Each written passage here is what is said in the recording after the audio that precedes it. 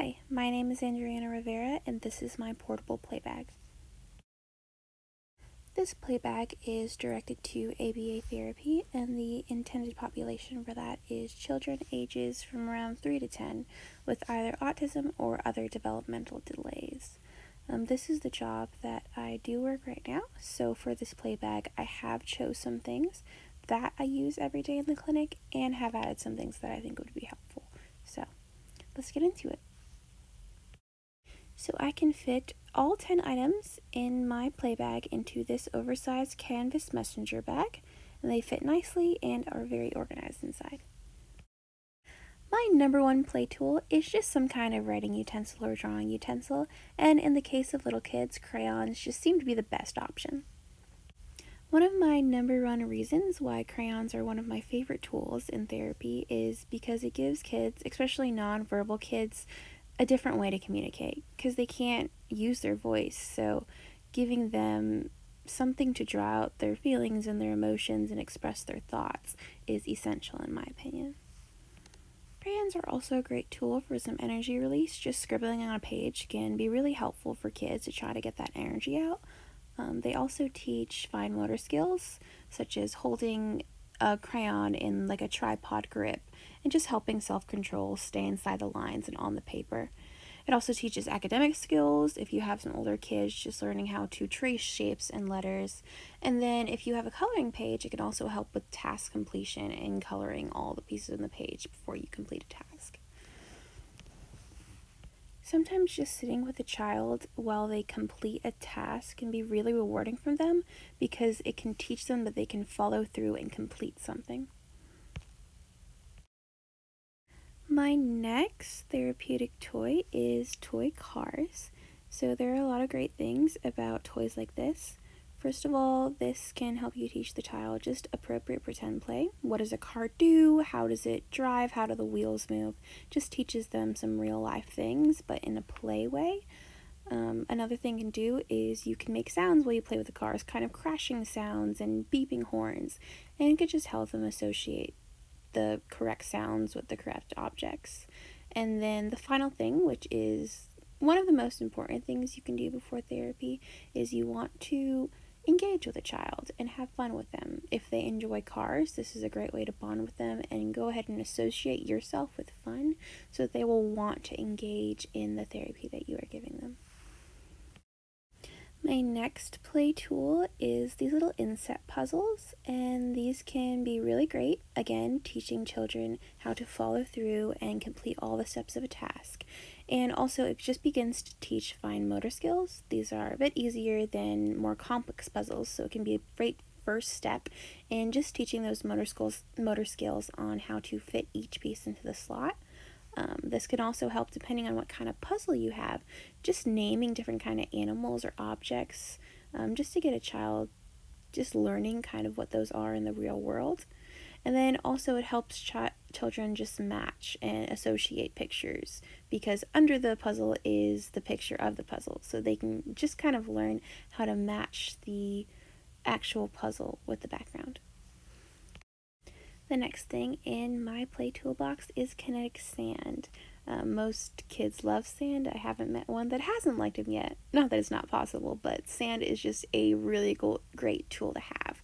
First of all, it just teaches some fine motor development. They can squish it and poke it and scoop it and use the shape cutters. There are so many things that they can kind of practice, which is fine motor skills.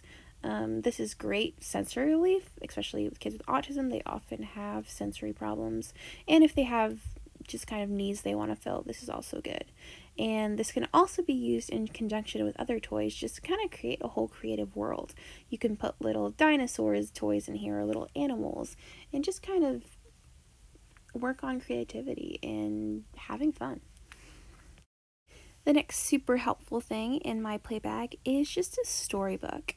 And I chose this particular storybook, specifically Frog and Toad, because I grew up on it and I love the stories. But also, they present a lot of problems that need solutions. Especially with older kids, you can kind of pause a story and be like, okay, what do you think they should do next? Just kind of teaching them life situations and how to solve things. Another great thing that storybooks teach is just joint and sustained attention. being able to pay attention to the same thing as another person for a sustained amount of time. This is a really good skill to learn just in life, to be able to listen to stories and to get along with peers. Great for library reading, just good skills for kids to have. It also teaches motor skills, flipping the pages and demonstrating how to be careful with a book because it's often very fragile and you don't want to rip the pages. And then the last point is a bit more obvious, but if you have kids that are learning how to read, just a great opportunity to have a storybook to help them practice reading.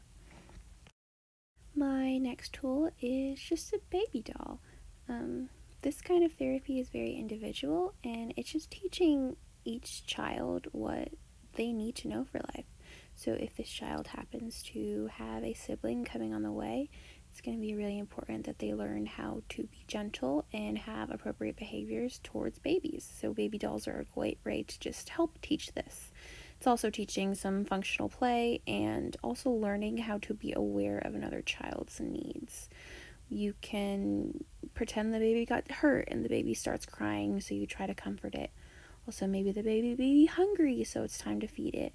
But just trying to be aware of another person's needs other than your own. Next up, I think it's just great to have a simple game to play with kids. I do enjoy this one a lot. It's called Penguin Launch, and it's just really simple. I can easily teach kids how to take turns, how to be patient and wait their turn. And this one specifically, they have to use this little hammer to launch the penguins, so it can help them just gain some awareness of their own force and pressure and what they're using to play the game. Next off, in my opinion, no therapy bag would be complete without a good variety of sensory toys. These are just really great for a lot of reasons. If you give them to kids when they are in calm states and teach them how to use them, then when they get elevated, you can give these them and it can help them calm down. Again, we're offering sensory relief and fulfilling sensory needs, and also just encouraging development of fine motor skills, squeezing and pulling. And this can also maybe be really good if a child is trying to focus on something like storytelling, just letting them have something to play with in their hands to help them with focus. Next up, I have our inflatable ball, and it is inflatable on purpose so I can get the air out and fit it in my play bag. So this is really great. We've got a lot of things that teach fine motor skills, but this one teaches gross motor skills, and it also encourages a lot of peer back and forth play and cooperation with each other, because you do normally need two people to play catch. This also helps just teach attention to kids, because you have to pay attention from when you're catching and throwing balls. You can also use this to help a client who's working on their colors. You can throw the ball to them, and whatever they catch, you can say, "What color did your hand land on?" or something like that, or just simply point them out for them to see. The last item in my toy bag is just a deck of matching cards. This can offer a few things. First of all, just a new game a child can learn how to play, that they can play with their family and they can play with friends. It also teaches differentiation between visual fields. They can match the ones that match and differentiate the ones that don't match.